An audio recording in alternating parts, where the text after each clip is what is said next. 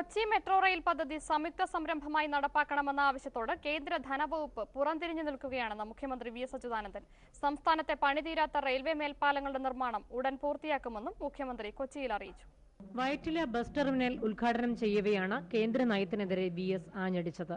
പലതരം ഉടക്കുകൾ പറഞ്ഞ മെട്രോ റെയിലിന് അനുമതി നൽകുന്നത് കേന്ദ്രം വൈകിപ്പിച്ചു.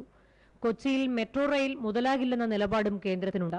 എന്നാൽ പദ്ധതി ലാഭകരമാകുമെന്നതിൽ സംശയമില്ലെന്ന് മുഖ്യമന്ത്രി പറഞ്ഞു. മെട്രോ പദ്ധതി നടപ്പിലാക്കാൻ കഴിഞ്ഞ 4 വർഷമായി സംസ്ഥാന സർക്കാർ നിരന്തര സമ്മർദ്ദം ചെലുത്തി വരികയാണ്. പലതരം ഉടക്കുകൾ പറഞ്ഞ് പദ്ധതിക്ക് അനുമതി നൽകുന്നത് നീട്ടി കൊണ്ടുപോവുകയാണ് കേന്ദ്രം. റെയിൽവേ മേൽപ്പാലങ്ങളുടെ പൂർത്തീകരണത്തിനായി 200 കോടി രൂപയുടെ സ്പെഷ്യൽ പാക്കേജ് ഈ വർഷം സർക്കാർ നടപ്പിലാക്കുമെന്ന് പുല്ലേപ്പടി റെയിൽവേ മേൽപ്പാലം ഉദ്ഘാടനം ചെയ്തുകൊണ്ട് മുഖ്യമന്ത്രി അറിയിച്ചു.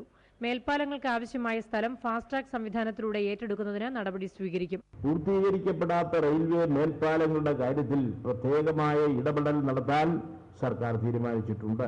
17 മേൽപ്പാലങ്ങളുടെ നിർമ്മാണം കൂടി ഏറ്റെടുക്കാൻ റോഡ്സ് ആൻഡ് ബ്രിഡ്ജസ് കോർപ്പറേഷൻ തീരുമാനിച്ചിട്ടുണ്ട്.